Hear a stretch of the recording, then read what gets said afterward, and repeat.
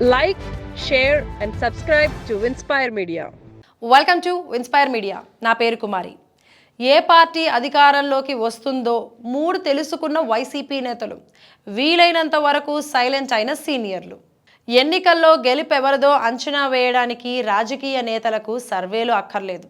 కానీ పరిస్థితి తమకు అనుకూలంగా లేదని తాము భయపడితే ఇక ఎన్నికల నాటికి ప్రత్యర్థులు రోడ్డున పడేస్తారు. అందుకే పరిస్థితులు వ్యతిరేకంగా ఉన్న చివరి బంతు వరకు ఆడటానికి, క్రీజ్లో ఉండటానికైనా మేకపోతు గాంభీర్యం ప్రదర్శిస్తారు. కానీ ఈసారి ఏపీ అధికార పార్టీ వైఎస్ఆర్సీపీలో చాలామంది సీనియర్లు ఆ గాంభీర్యం కూడా ప్రదర్శించడం లేదు.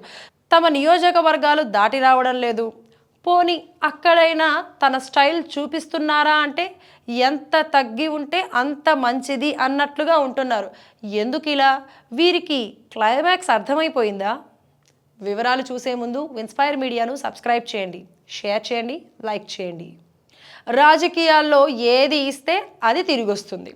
తెలంగాణలో బీఆర్ఎస్కు అదే పరిస్థితి. ఇష్టారాజ్యంగా రాజకీయం చేసిన ఏపీ నేతలకు ఆందోళన. రాజకీయాల్లో మనం ప్రత్యర్థులకు ఏది ఇస్తే మనకు అది తిరిగి వస్తుంది. ఇది నానుడు కాదు, నిజం. గతంలో కాంగ్రెస్ పార్టీని చూడండి, ఇప్పుడు కాంగ్రెస్ని చూడండి. గతంలో బీఆర్ఎస్, ఇప్పుడు బీఆర్ఎస్ని చూసినా అదే అనిపిస్తుంది. రాజకీయాల్లో కక్ష సాధింపులు అనేది చాలా తప్పుడు స్ట్రాటజీ. ఎందుకంటే వేధింపులకు గురైన వారికి ప్రజల సానుభూతి లభిస్తుంది. రేవంత్ రెడ్డి ఎదుగుదలకు కారణం కేసీఆర్ టార్గెట్ చేయడమేనని చాలామంది విశ్లేషిస్తున్నారు. అందులో నిజం ఉంది కూడా. ఈ పొలిటికల్ రీసైకిల్లో ఇప్పుడు రేవంత్ వంతు వచ్చింది. ఏపీలో అయితే అలా వచ్చే అవకాశాలు ఉన్నాయని భయపడుతున్నారు నేతలు. అందుకే 5 ఏళ్లు ఇష్టారాజ్యంగా రాజకీయం చేసిన వారు ఇప్పుడు కంగారు పడుతున్నారు. వీలైనంత స్లో అయిపోయారు. నోరు కూడా పెద్దగా తెరవడం లేదు. సొంత నియోజకవర్గం తప్ప మరో మాట లేని బాలినేని. టీడీపీ ఉండదని చెప్పిన బొత్స ఇప్పుడు సైలెంట్. ఎక్కడా కనిపించని వినిపించని బుగ్గన రాజేంద్రనాథ్. జగన్మోహన్ రెడ్డి బంధువు బాలినేని శ్రీనివాసరెడ్డి గతంలో టీడీపీపై ఒంటికాలిపై లేచేవారు. ప్రకాశం జిల్లాలో టీడీపీని లేకుండా చేస్తానని ప్రకటించారు. చివరికి ఆయన పరిస్థితి తేడాగా మారడంతో ఇప్పుడు టీడీపీ గురించి పెద్దగా మాట్లాడడం లేదు. వ్యక్తిగతంగా టీడీపీ నేత దామచర్ల జనార్దన్ను మాత్రమే టార్గెట్ చేసుకుంటున్నారు. ఆయన బాధ అయింది. రేపు ఏం జరుగుతుందో ఆయన అంచనా వేయలేరు.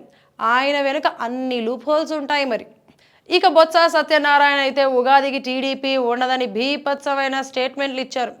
ఉగాది అయిపోయింది, శ్రీరామనవమి వచ్చేసింది. ఇప్పుడు ఆ టీడీపీ నుంచి తమ సీట్లు కాపాడుకోవడానికి తమ భార్య బొత్స ఝాన్సీని విశాఖ ఎంపీగా రేసులో నిలబెట్టడానికి ఆయన ప్రయత్నిస్తున్నారు.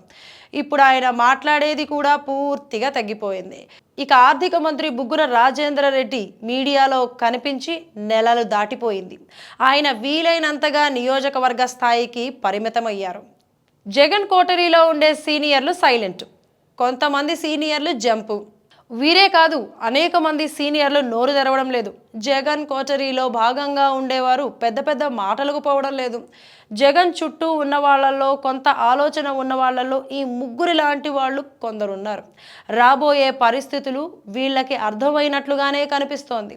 సొంత ప్రాంతంలోనే ఎదురిత కష్టంగా అనిపిస్తున్న సమయంలో లేనిపోని రాజకీయాలతో అవకాశాల్ని క్లిష్టం చేసుకోవడం ఎందుకు అని వారు ఓ అంచనాకు వచ్చారు. పరిస్థితిని గమనించి జగన్ వ్యాపార స్నేహితుడైన వల్లభనేని బాలశౌరి లాంటి వాళ్ళు కూడా పార్టీ మారిపోయారు. మిగిలిన నేతల్లో ఓ పేర్నేని నాని, కొడాలి నాని, జోగి రమేష్ వంటి వాళ్ళు తప్ప ఎవరు నోరు విప్పడం లేదు. ఏపీ రాజకీయాలు రాజకీయ ప్రత్యర్థులు అనే స్థాయి నుంచి శత్రువులుగా చూడటం అనే పరిస్థితికి చేరిపోయింది. ఆర్థిక మూలాల్ని దెబ్బ కొట్టడం ఎంత ఈజీనో వ్యవస్థలు కూడా కాపాడలేవని గత 5 ఏళ్లలో చూపించారు. ప్రభుత్వం మారితే అంతకు మించి చేసి చూపిస్తారు టీడీపీ నేతలు. ఇలా వ్యాపారాలు, కేసులు ఉన్న నేతలు వీలైనంతగా నోరు తెరవకుండా రాజకీయం చేస్తున్నారు. గడికోట శ్రీకాంత్ రెడ్డి సైలెంట్ అవ్వడం వెనుక కారణం ఏంటి? విడుదల రజని ఈ మధ్యలో చంద్రబాబును విమర్శించడం ఎప్పుడైనా చూసారా? మంత్రి ధర్మాన పదే పదే సైకిల్ జపం ఎందుకు చేస్తున్నారు? పెద్దిరెడ్డి ఎందుకు జోరు తగ్గించారు? వీటన్నిటికీ సమాధానం వారికి తెలిసిపోయింది. మరి మీకు తెలుసా? మీ అభిప్రాయాన్ని కమెంట్స్లో తెలియజేయండి. Thanks for watching inspire media. Like, share, and subscribe to Inspire Media.